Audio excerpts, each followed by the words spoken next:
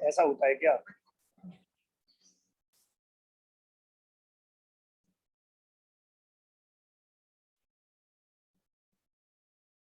अच्छा बेटा, आप लोगों का कल का टेस्ट कैसा रहा?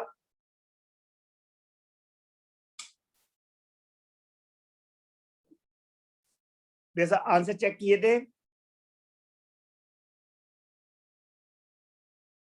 Yes sir. Yes sir. तो कुछ क्वेश्चंस में आपके डाउट्स होंगे। यस। उन डाउट्स के लिए हम अलग से डाउट सेशन लगाएंगे, क्योंकि ऐसा होता है कि सभी बच्चों को डाउट्स नहीं होते, कुछ को कॉमन होती हैं, कुछ को कम होते हैं। तो उसके लिए मैं आपको अलग से लिंक और टाइम बता दूंगा। आज हम अपना नया चैप्टर स्टार्ट करने जा रहे हैं। ओके बेटा? Yes sir. Very good. और जो नया चैप्टर है जिसका नाम है वो है इलेक्ट्रोकेमिस्ट्री। कभी नाम सुना है इलेक्ट्रोकेमिस्ट्री का बेटा? Yes sir. Yes sir. हाँ बेटा। फिर सरफेस केमिस्ट्री सारा पूरा हो गया? हाँ बेटा। Okay sir. एक्चुअल में हमने अभी तक जो चैप्टर्स पढ़े थे सॉल्यूशन और सरफेस केमिस्ट्री, उनकी मैंने रिकॉर्डिंग नहीं की थी, क्योंकि मुझे नहीं पता था रिकॉर्डिंग कैसे होती है। पर अब मैंने वो रिकॉर्डिंग का सिस्टम बना लिया है। अब इसके आगे जो भी लेक्चर्स हुआ करेंगे सबकी रिकॉर्डिंग किया करूंगा मैं। वो रिकॉर्डिंग आपको क्लास के बाद भी सुनने को मिल जाया करेगी। ओके बेटा? Okay sir. तो आगे से आपका कुछ भी मिस नहीं होगा। तो हम जो बात कर रहे हैं इस चैप्टर की, इलेक्ट्रोकेमिस्ट्री 12th का फिजिकल केमिस्ट्री का नेक्स्ट चैप्टर है। तो इस चैप्टर को स्टार्ट करें उससे पहले हम +1 में एक चैप्टर है और उसका नाम आप सब लोगों ने पढ़ा हुआ है, रिडॉक्स रिएक्शंस। बोलो बेटा, पढ़ा हुआ है ना? Yes sir. Very good. मैं यहाँ पर थोड़ा सा आप में से कुछ लोगों को बता दूं, बहुत सिंपल चैप्टर है, कुछ मुश्किल नहीं है इसमें।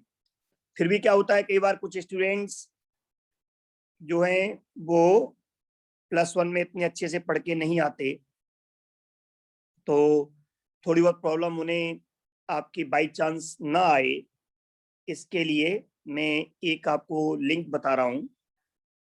उसके एक बार जरूर आप ये लगभग आधे पौन घंटे के वीडियोज हैं, 15-15 20-20 मिनट के 2-3, वो आप जरूर देख लें। यूट्यूब पर चैनल का नाम है पॉइजन सर। जब आप इसको ओपन करोगे यूट्यूब पर बेटा, तो आपको इसके अंदर प्लेलिस्ट में रिडॉक्स रिएक्शंस मिल जाएंगी, और वो रिडॉक्स रिएक्शंस आप जरूर एक बार देखें। Watch videos. ओके बेटा?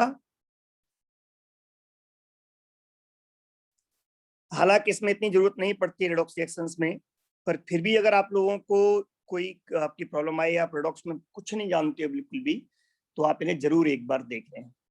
ओके बेटा? Okay sir. हाँ, ये आपके कन्वीनियंट के लिए है, तो ये आप लोग नोट कर लें इस चीज को। अब हम इसके आगे बढ़े रिडॉक्स रिएक्शंस में। तो रिडॉक्स रिएक्शंस जो होती हैं वो बेटा दो तरह की होती हैं, या हम ये कहें हम इसे दो तरह से यूज कर सकते हैं। आप एक एग्जांपल देखना तो आप समझ जाओगे। मैंने एक एग्जांपल लिया है कि मेरे पास एक बीकर में कॉपर सल्फेट का एक सॉल्यूशन भरा हुआ है, एक्वस सॉल्यूशन। क्या है बेटा जी इसके अंदर?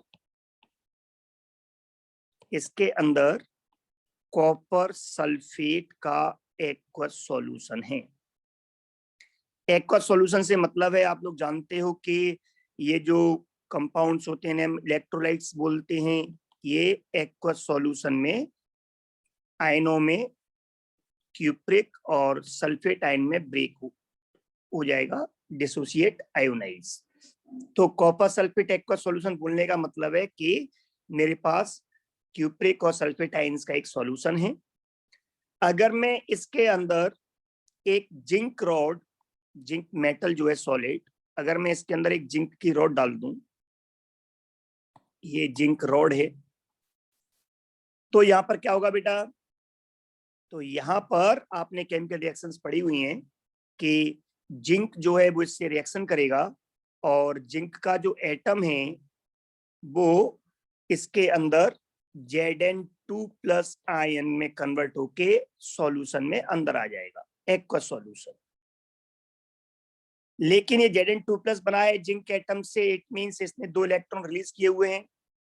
वे 2 इलेक्ट्रॉन्स कॉपर को, आयन को, क्यूप्रिक आयन को मिल जाएंगे और रिएक्शन को हम इस तरह लिख सकते हैं, जिंक जो सॉलिड था रॉड में, वो क्यूप्रिक आयंस जो एक्वस सॉल्यूशंस में थे, जब ये कांटेक्ट में आए तो जिंक ने अपने 2 इलेक्ट्रॉन्स इस कॉपर को ट्रांसफर कर दिए। ऐसा होने से क्या हुआ? जिंक आयन में कन्वर्ट हो गया जो एक्वस सॉल्यूशन, दैट इज उसमें घुल जाएगा सॉल्यूशन में। कॉपर मेटल हो गया न्यूट्रल, और ये मेटल्स इनसॉल्युबल होते हैं, तो वो सॉलिड में कन्वर्ट होके डिपॉजिट हो जाएगा यहाँ कहीं बॉटम में। ओके बेटा? Yes sir. इट में पॉसिबल कि कॉपर रॉड पर ही आपका डिपॉजिट हो जाए, यहाँ पर भी डिपॉजिट हो सकता है, वो डिपेंड करेगा अमाउंट्स के अकॉर्डिंग। तो यहाँ पर क्या हुआ? यहाँ पर जिंक से इलेक्ट्रॉन कॉपर पर डायरेक्ट ट्रांसफर हुए। ओके बेटा? Yes sir.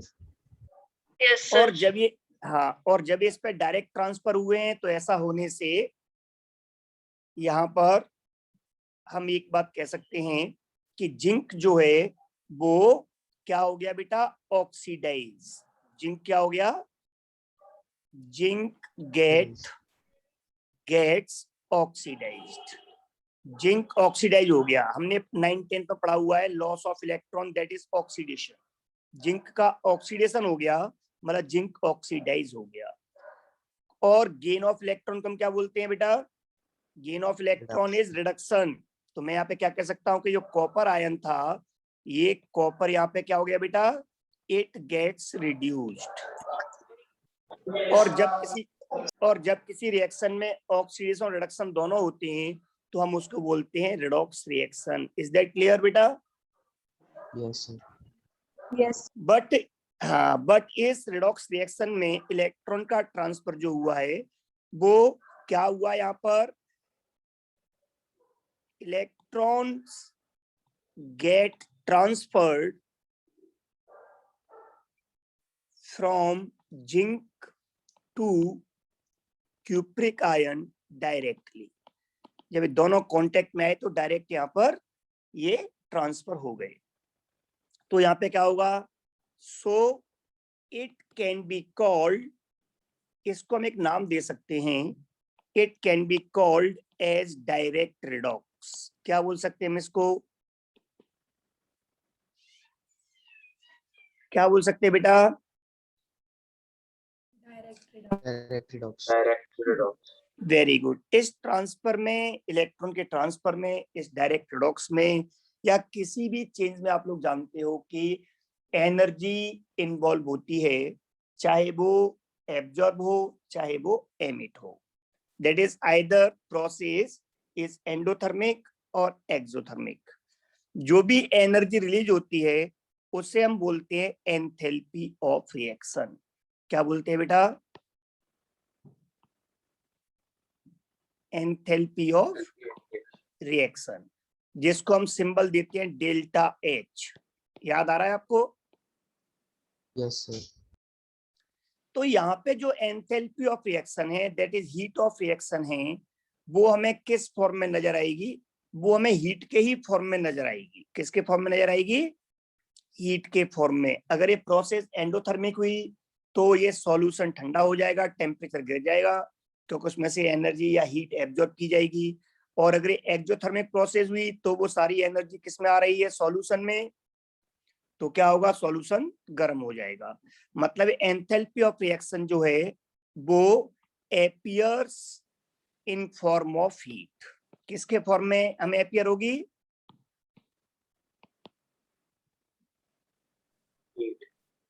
हीट के फॉर्म में अपियर होगी। इज दैट क्लियर बेटा? Yes sir. Very good. अब यहाँ पर लोगों ने दिमाग लगाया कि अगर ये इलेक्ट्रॉन का ट्रांसफर मैं डायरेक्ट न करवाऊं, मैं इस एंथैल्पी ऑफ रिएक्शन को, that is heat of reaction जो है, इसका यूज मैं इलेक्ट्रॉन को इनडायरेक्टली पहुंचाने में करूं। दैट इज जिंक से कॉपर तक इलेक्ट्रॉन पहुंचाने हैं, बट ये डायरेक्ट कांटेक्ट में नहीं हो। इनको मैं अलग अलग रखूं, अलग अलग वेसल्स में, और इन इलेक्ट्रॉन को यहाँ से यहाँ तक पहुंचाने के लिए जो मुझे एनर्जी चाहिए वो इस रिएक्शन की एनर्जी का ही यूज करूं मैं। अगर मैं ऐसा करता हूं तो इलेक्ट्रॉन्स का फ्लो होगा बेटा,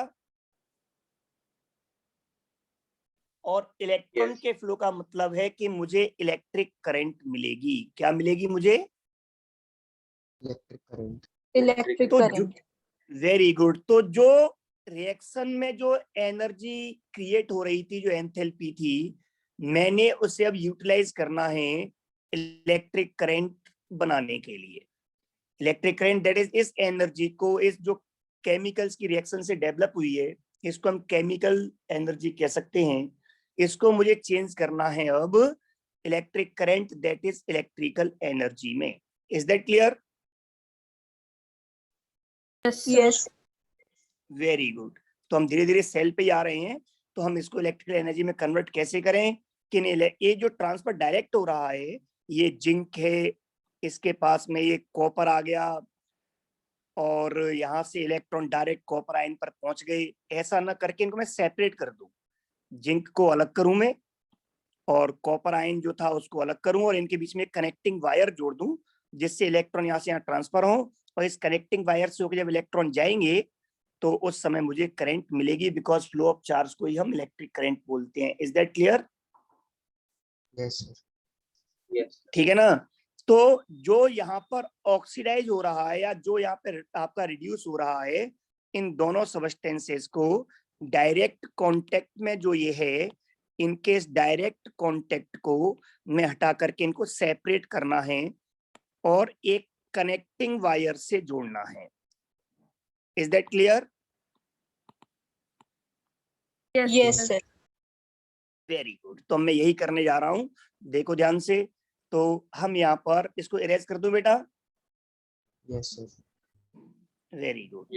तो यही मेरे दिमाग में पिक्चर आई और मैंने इसके अकॉर्डिंग एक डिवाइस बनाई है। अब मैंने क्या किया, टू यूटिलाइज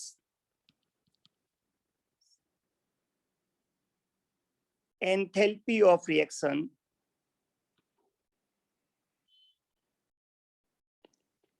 आप इसको हीट ऑफ रिएक्शन भी कह सकते हो, to flow charge, that is to convert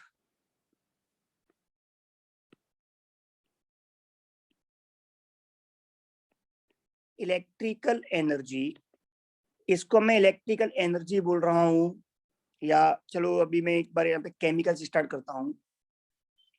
to convert chemical energy, chemical energy मैंने किसे कहा बेटा?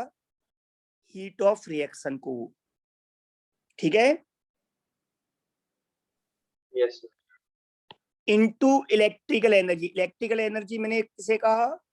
इलेक्ट्रिकल एनर्जी मैंने बोला flow of charge, that is electric current को। ऐसा करने के लिए क्या करना पड़ेगा मुझे? ऐसा करने के लिए मैं क्या करूंगा कि oxidant, oxidant means oxidising agent जो ऑक्सीडाइज कर रहा है, एंड रिडक्टेंट, रिडक्टेंट का मतलब रिड्यूसिंग एजेंट जो रिड्यूस कर रहा है, are taken in different vessels.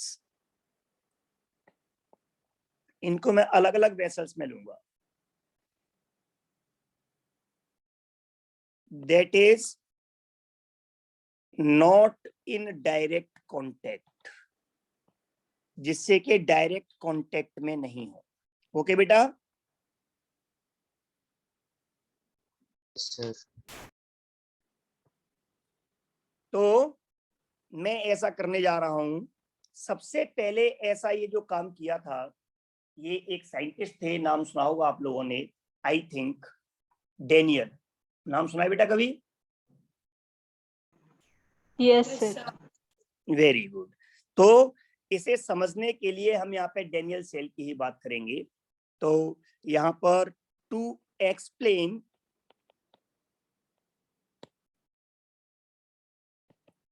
The working of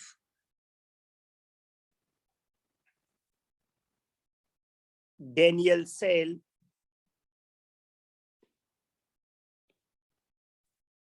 Daniell cell क्या था बेटा? यही कॉपर जिंक का, या आप इसमें direct working of Daniell cell भी कह सकते हो। मैं इसको एक्सप्लेन वाली पार्ट पे डालता हूँ यहाँ से। तो इसको हम यहाँ पे देखते हैं कि वर्क कैसे किया इसने। इसमें क्या हुआ डेनियल सेल में? डेनियल ने क्या किया, इन्होंने सेपरेट किया इन दोनों को, वेसल्स को। और कैसे सेपरेट किया कि इन्होंने एक वेसल में जिंक सल्फेट लिया और इसमें जिंक की रॉड लगा दी। क्या लिया इसमें बेटा? जिंक सल्फेट का एक्वस सॉल्यूशन और जिंक की रॉड, जिंक रॉड। और एक दूसरा वेसल लिया और इस दूसरे वेसल में इन्होंने कॉपर सल्फेट का सॉल्यूशन लिया और इसमें इन्होंने कॉपर की रॉड लगा दी। अब आपको दिख गया यहाँ पर कि वही हम काम करने जा रहे हैं जो हमने पहले किया था।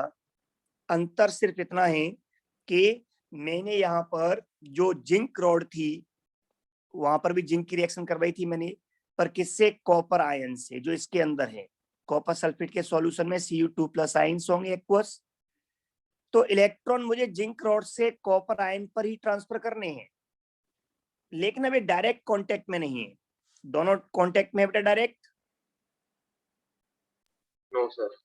No sir. Very good, very good. अब मैंने क्या किया, मुझे इलेक्ट्रॉन कॉपर तक क्या तक पहुंचानी है, कॉपर 2 आयन तक पहुंचानी है जिंक से। तो मैं क्या करूंगा, यहाँ पर एक कनेक्टिंग वायर से मैं इसको जोड़ दूंगा।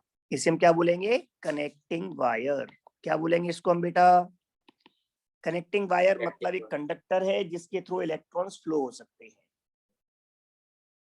Any problem? No sir. अब क्या हुआ कि जिंक से इलेक्ट्रॉन यहां से निकले जैसे वहां निकले थे, बट वहां कॉपर आयन डायरेक्ट कांटेक्ट में था, इसलिए उसको डायरेक्ट वहीं के वहीं मिल गए।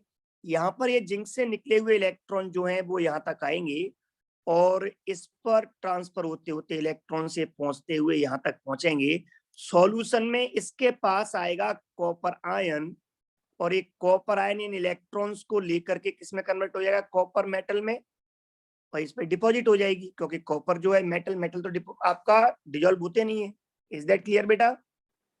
यस। अभी भी यहाँ पर कौन ऑक्सीडाइज हुआ है? जिंक हुआ है। कौन रिड्यूस हुआ है? वही Cu2+ आयन हुआ है जो अभी हमने थोड़ी देर पहले किया था। सिर्फ चेंज क्या आया है, वहां इलेक्ट्रॉन जिंक से कॉपर आयन पर डायरेक्ट शिफ्ट हो गए थे, यहाँ किसको थ्रू हुए हैं? एक वायर के थ्रू। जब किसी वायर में इलेक्ट्रॉन ट्रांसफर होंगे तो मैं कह सकता हूं कि इसमें करंट फ्लो होगी बेटा। Yes sir. और सर। करंट की डायरेक्शन क्या होती है बेटा? इलेक्ट्रॉन के फ्लो के अपोजिट। Yes sir. तो मैं कह सकता हूं करंट आई फ्लो होगी किस तरफ से? जिंक से कॉपर की तरफ या कॉपर से जिंक की तरफ? कॉपर से zinc. Very good. Electrons flow होंगे जिंक से कॉपर की तरफ और करंट फ्लो होगी कॉपर से जिंक की तरफ। इज दैट क्लियर बेटा? यस। Yes sir. हमने ये तो पढ़ लिया कि Cu2+ आयंस जो है इन्होंने इलेक्ट्रॉन से कैप्चर किए और कॉपर मेटल में रिड्यूस हो गया ये, लेकिन जिंक ने जब इलेक्ट्रॉन दिए हैं तो लॉस ऑफ इलेक्ट्रॉन का मतलब ऑक्सीडेशन हुआ है। तो जिंक का जो एटम था वो ऑक्सीडाइज होकर के, जिंक था सरफेस पर यहाँ पर, वो ऑक्सीडाइज हुआ होगा किसमें, इलेक्ट्रॉन लॉस करने से, Zn2+ आयन में हुआ होगा ना बेटा, लॉस ऑफ इलेक्ट्रॉन हुआ है तो। और आयंस जो होते हैं वो सॉल्युबल होते हैं, तो क्या होगा, जिंक का जो एटम था वो इस सॉल्यूशन के अंदर आ गया। Is that clear? Yes sir. Very good बेटा। एक चीज आप समझें कि जब लॉस किया है जिंक की रॉड ने इलेक्ट्रॉन्स का, तो इलेक्ट्रॉन लॉस होने की वजह से जिंक की रॉड पर पॉजिटिव चार्ज आएगा या नहीं आएगा? Yes sir. और कॉपर ने इलेक्ट्रॉन गेन किए यहाँ पर इस रॉड ने, तो यहाँ पर इस समय इस पर नेगेटिव चार्ज आएगा कि नहीं आएगा? Yes sir. Yes sir. Very good. तो यहाँ पर जब चार्ज पॉजिटिव आएगा तो कैसा पोटेंशियल जनरेट होगा बेटा, पॉजिटिव या नेगेटिव?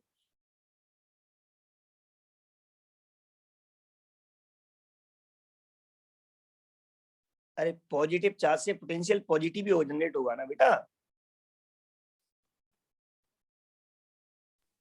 और नेगेटिव चार्ज से नेगेटिव पोटेंशियल जनरेट होगा।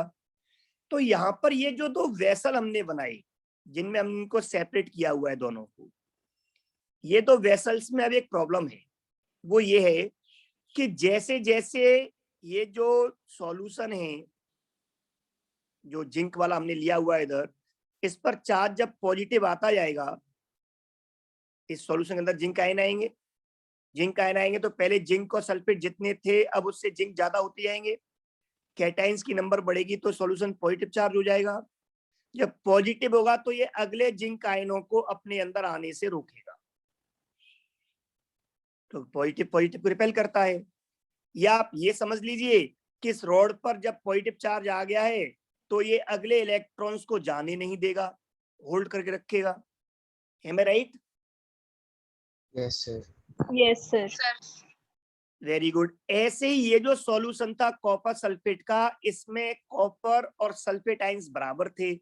अब कॉपर आयन जमने लग गए Cu+ के तौर पे, तो इसके अंदर कॉपर आयन कम होते जाएंगे, या ये कह दीजिए सल्फेट आयंस की number with respect to cupric ions बढ़ती जाएगी। तो सल्फेट आयंस बढ़ेंगे तो इस पे क्या से चार्ज आ जाएगा सॉल्यूशन में, नेगेटिव। और ये नेगेटिव चार्ज जो है सॉल्यूशन का, वो इसके अंदर बचे हुए Cu2+ आयन को होल्ड रखेगा, मतलब अब ये इनको वहां जाने नहीं देगा। या ये मान लीजिए कि ये जो नेगेटिव इलेक्ट्रोड है वो फर्दर इलेक्ट्रॉन्स को अपनी तरफ आने नहीं देगा अगर चार्ज इस पे नेगेटिव रहा तो इसका मतलब ये हुआ कि ये प्रोसेस शुरू होने के अगले ही पल स्टॉप हो जाएगी, मतलब 2-4 इलेक्ट्रॉन या 5 जो भी है वो जिंक से कॉपर तक पहुंच जाएंगे, जिसकी वजह से वहां नेगेटिव या पॉजिटिव चार्ज क्रिएट हो जाएगा। ये पॉजिटिव और नेगेटिव जो क्रिएट हुआ है चार्ज, वो फर्दर जिंक का ऑक्सीडेशन या क्यूप्रिक आयनों का रिडक्शन नहीं होने देगा। Is that clear? Yes sir. Very good. तो अब मेरी ड्यूटी क्या बनती है, मुझे क्या करना चाहिए? मेरी ड्यूटी बनती है कि ये जो दोनों सॉल्यूशन थे इनको हम बोलते हैं इलेक्ट्रोलाइटिक सॉल्यूशन। क्या बोलते हैं? इलेक्ट्रोलाइटिक सॉल्यूशन, क्योंकि इनमें इलेक्ट्रोलाइट घुले हुए हैं। इलेक्ट्रोलाइट मींस ऐसे कंपाउंड जो आयनों में डिसोसिएट होते हैं। तो ये जो इलेक्ट्रोलाइटिक सॉल्यूशंस जो हैं, अगर मैं इन्हें न्यूट्रल कर दूं, मतलब इनका जो चार्ज एक्स्ट्रा क्रिएट हुआ है पॉजिटिव नेगेटिव, इसे न्यूट्रल कर दूं, इसे खत्म कर दूं, तो एक कंफर्म है कि वो इलेक्ट्रॉन का मूवमेंट फिर से शुरू हो जाएगा, क्योंकि जो इसको रोक रहा था वो वजह खत्म हो जाएगी। इज दैट क्लियर बेटा? Yes sir. यस। अब मैं इसे खत्म कैसे करूं? इसे खत्म करने के लिए मेरे दिमाग में एक आइडिया आया। सबसे पहले क्या आइडिया आएगा, आप लोग समझदार हो, कि क्यों ना एक पतली नली लेकर के इन दोनों सॉल्यूशंस को ही आपस में कनेक्ट कर दिया जाए, क्योंकि एक नेगेटिव एक पॉजिटिव है। जब इन्हें आपस में कनेक्ट कर देंगे तो नेगेटिव पॉजिटिव एक दूसरे को न्यूट्रलाइज कर देंगे। ये दिमाग में आएगा कि नहीं आएगा बेटा आइडिया? Yes sir. जैसे ही मैं ऐसा करता हूं तो क्या होगा, ये जो आयंस हैं आपके जो एक्स्ट्रा वाले हैं, वो कौन से हैं यहाँ पर, जिंक आयंस पॉजिटिव वाले, वो इस नेगेटिव की तरफ अट्रैक्ट होंगे, दौड़ेंगे इधर।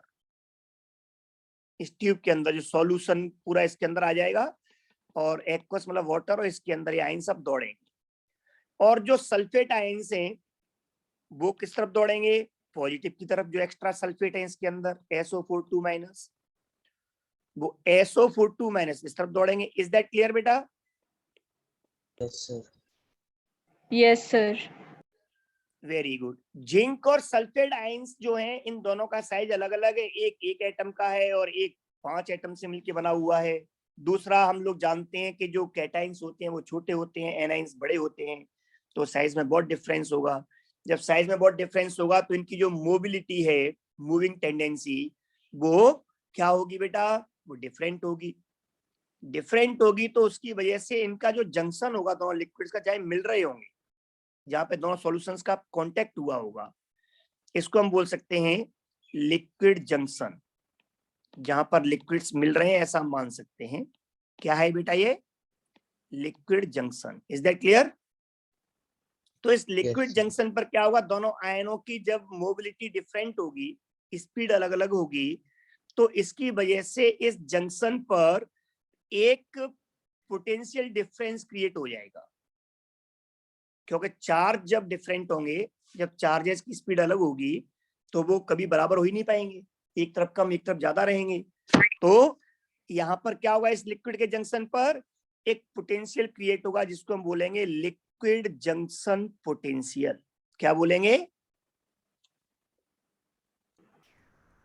Liquid junction potential.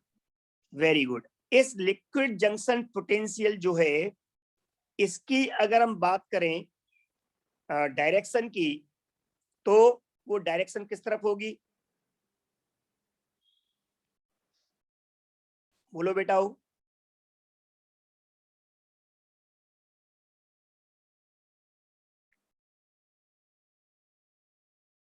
चलो नहीं पता, कोई दिक्कत नहीं, हम आगे बात करेंगे। आपने एक चीज पढ़ी होगी फिजिक्स में, EMF of cell, electromotive force या इलेक्ट्रोड पोटेंशियल का डिफरेंस होता है दोनों इलेक्ट्रोड्स का। ये इलेक्ट्रोड कहे जाते हैं। क्या बोलते हैं इनको हम? इलेक्ट्रोड्स। ये कॉम्बिनेशन बना। इस इलेक्ट्रोड पे जो पोटेंशियल होगा, इसके डिफरेंस को हम बोलते हैं सेल पोटेंशियल। क्या बोलते हैं?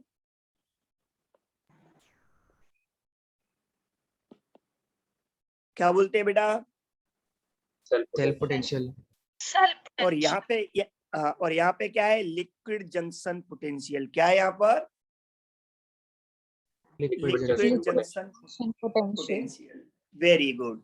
तो ये जो लिक्विड जंक्शन पोटेंशियल है, ये इस सेल पोटेंशियल के अपोजिट डायरेक्शन में होगा। मतलब इसके सेल पोटेंशियल को, सेल के पोटेंशियल को ये कम करेगा। तो हमें सेल तो वर्क करेगा, दोनों न्यूट्रल हो जाएंगे, बट वो सेल की एफिशिएंसी उतनी नहीं होगी जितनी होनी चाहिए। सो अल्टीमेटली मैं क्या करूंगा कि मैंने इस लिक्विड जंक्शन को रिमूव कर दिया। मैं इसको यहां से क्या करूंगा? इस लिक्विड जंक्शन, जैसे इस ट्यूब जो थी, इस ट्यूब को मैं रिमूव कर दूंगा। लेकिन जैसे रिमूव करूंगा वो तो चार्ज वापस दोनों सॉल्यूशंस में फिर आ जाएगा, दिक्कत होगी। तो उसे खत्म करने के लिए मैंने एक और डिवाइस ली। मैंने एक यू शेप में एक ट्यूब ली, और इस यू शेप की जो ट्यूब है, इस ट्यूब के दोनों जो एंड्स हैं, इन पे लगा दिया मैंने कॉटन प्लग।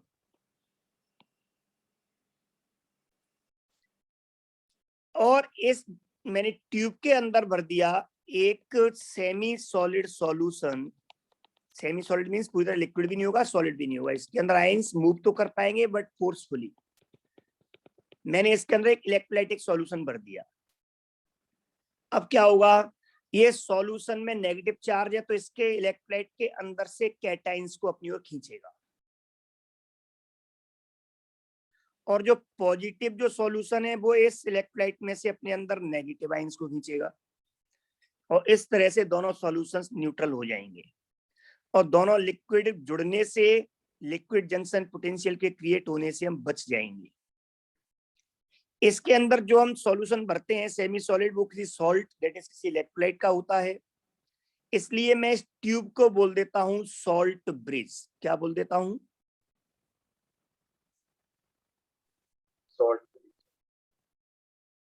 अब इस सॉल्ट ब्रिज ने क्या किया बेटा, इन सॉल्यूशंस, दोनों जो इलेक्ट्रोलाइटिक सॉल्यूशंस थे, इनके चार्ज को न्यूट्रल कर दिया, मतलब सॉल्यूशंस के पॉजिटिव चार्ज को खत्म कर दिया। जैसे ये खत्म होगा, अगला जिंक इसके अंदर आएगा, मतलब जिंक आयन के तौर पे इलेक्ट्रॉन लूज करेगा, वो इलेक्ट्रॉन्स मूव करेंगे, रॉड से होते हुए इस रॉड पर आएंगे, यहाँ पर कॉपर को मिलेंगे। अब कॉपर को वहां तक जाने से कोई रुकने वाला नहीं है, क्योंकि सॉल्यूशन न्यूट्रल हो चुका है आयंस आने की वजह से अपोजिट, और कॉपर वहां जाके डिपॉजिट हो जाएगा। फिर चार्ज क्रिएट होगा, फिर अगले आयंस इसके अंदर से आ जाएंगे, सॉल्ट ब्रिज के अंदर से। इस तरह से लगातार जिंक आता रहेगा और कॉपर डिपॉजिट होता रहेगा, और अब ये प्रोसेस तब तक चलती रहेगी जब तक कि सॉल्यूशन के अंदर सारा कॉपर डिपॉजिट ना हो जाए या जिंक रॉड पूरी तरह डिजोल्व ना हो जाए। अब ये डिजोल्व हो जाएंगे, डिपॉजिट है, तो फिर बात खत्म हो गई, ऑक्सीडाइजिंग एजेंट और रिड्यूसिंग एजेंट ही खत्म हो गए, तो रिएक्शन नहीं होगी आगे। लेकिन जब तक ये दोनों हैं तब तक लगातार ये प्रोसेस चलती रहेगी, दैट इज लगातार फ्लो ऑफ इलेक्ट्रॉन चलता रहेगा और मुझे करंट मिलती रहेगी। इस करंट का यूज, इस फ्लो ऑफ इलेक्ट्रॉन्स का यूज इस कंडक्टिंग वायर के बीच में मैं कोई भी इलेक्ट्रिक डिवाइस जोड़कर कर सकता हूँ, चाहे वो बल्ब लगा के उसका यूज करूं मैं जला करके, चाहे मैं फैन लगा दूं वो चलने लग जाएगा। एनी इलेक्ट्रिक डिवाइस जो है उसको मैं यहाँ पे यूज में ले सकता हूँ। इज दैट क्लियर बेटा? Yes sir. Yes sir. तो इस पूरी प्रोसेस को हम समझ गए कि इसे हम क्या बोलेंगे, इनडायरेक्ट रिडॉक्स। क्या बोलेंगे? इनडायरेक्ट। Very good. और इस इनडायरेक्ट रिडॉक्स में मैंने जो डिवाइस बनाई है, इस पूरी डिवाइस को जो डेनियल ने बनाई थी, इस पूरी डिवाइस को हम यहाँ पर बोलते हैं गैल्वेनिक सेल या वोल्टेइक सेल। इतना क्लियर हो गया बेटा? Yes sir. Very good. तो इसे इरेज कर दूं मैं? Yes sir. Very good. अब इसको आगे देखते हैं। इसका मतलब ये हुआ, जो हम लिख रहे थे अभी थोड़ी देर पहले, रिडॉक्स रिएक्शंस, इन रिडॉक्स रिएक्शंस को हम दो पार्ट में डिवाइड कर सकते हैं। एक डायरेक्ट रिडॉक्स जो हमने पढ़ लिया। इस डायरेक्ट रिडॉक्स में क्या होता है, इस डायरेक्ट रिडॉक्स में बेटाओ जो डेल्टा एच है वो किस में कन्वर्ट हो जाती है, हीट में। किस में? हीट के फॉर्म में। ओके बेटा? Yes sir. Very good. इसमें reductant, reducing agent and oxidant जो होते हैं वो आर इन डायरेक्ट कांटेक्ट, ये डायरेक्ट कांटेक्ट में होते हैं, ये इसका मेन है। और दूसरा हम लिख सकते हैं इसमें, वो है इनडायरेक्ट रिडॉक्स। इनडायरेक्ट रिडॉक्स में क्लियर हो गया कि यहां पर क्या होता है बेटा, यहाँ पर जो डेल्टा एच है, एंथैल्पी ऑफ रिएक्शन है, वो इलेक्ट्रिकल एनर्जी, किसमें? इलेक्ट्रिकल एनर्जी में कन्वर्ट होती है। Any problem? बोलो बेटा। Very good, very good. तो हम यहाँ पर इसका मतलब क्लियर हो गया कि इसमें जो रिड्यूसिंग एजेंट होता है जिसको हम रिडक्टेंट बोल रहे हैं, और जो ऑक्सीडाइजिंग एजेंट दैट इज जो ऑक्सीडेंट है, वो are not in direct contact, direct contact में नहीं होते, दैट इज अलग अलग वेसल्स में होते हैं। लेकिन बेटा मैंने यहाँ पर अभी आपको बताया कि ये डेल्टा एच, जिसको हम केमिकल एनर्जी भी कह सकते हैं, delta n that is chemical reactions की वजह से जो एनर्जी क्रिएट हो रही है, केमिकल एनर्जी और इलेक्ट्रिकल एनर्जी का चेंज है आपस में। अब हीट का और केमिकल एनर्जी का नहीं है। डायरेक्ट रिडॉक्स में chemical energy that is delta H heat में या हीट डेल्टा एच में कन्वर्ट होती है। एंडोथर्मिक या एक्सोथर्मिक आपने सुना है। ऐसे ही यहाँ पर अगर हम बात करें तो इलेक्ट्रिकल एनर्जी जो रिएक्शंस की वजह से है वो इलेक्ट्रिकल में चेंज हो रही है, या इलेक्ट्रिकल है वो केमिकल में चेंज हो रही है। इस बेसिस पर भी हम यहाँ पर ये दो पार्ट कर सकते हैं। लेकिन ये दो पार्ट हम किसके करें, इसके लिए आपको हम बता दें कि यहाँ पे ये काम करने के लिए, केमिकल से इलेक्ट्रिकल या इलेक्ट्रिकल से केमिकल बनाने के लिए, दैट इज इनडायरेक्ट रिडॉक्स करवाने के लिए हमें एक डिवाइस बनानी होती है, एक डिवाइस कंस्ट्रक्ट करनी होती है, उस डिवाइस को हम बोलते हैं, यहाँ जो डिवाइस यूज कर रहे हैं हम, जो हम एक सिस्टम बनाया पूरा, इसको हम डिवाइस भी कह सकते हैं, इसको मैं यहाँ पे बोलता हूँ सेल। तो व्हाट इज सेल, या आप लोग इसको और बेटर नाम दे सकते हो इलेक्ट्रिकल सेल। तो व्हाट इज, अगर आपसे कोई पूछ ले व्हाट इज इलेक्ट्रिकल सेल, तो डेफिनेशन क्या दोगे कि electrical cells are the device which are used to interchange chemical energy into electrical energy और electrical energy into chemical energy. ये दोनों तरफ है। इज दैट क्लियर बेटा? Yes, sir. इसी बिहाफ पर हमने इलेक्ट्रिकल सेल्स को दो पार्ट में डिवाइड कर दिया। नंबर 1, पहला पार्ट हमने लिया यहाँ पर गैल्वेनिक सेल या वोल्टेज सेल। क्या नाम दिया हमने इसको बेटा? Galvanic cell. गैल्वेनिक सेल या वोल्टेइक सेल। और दूसरा हमने नाम लिया इलेक्ट्रोलाइटिक सेल।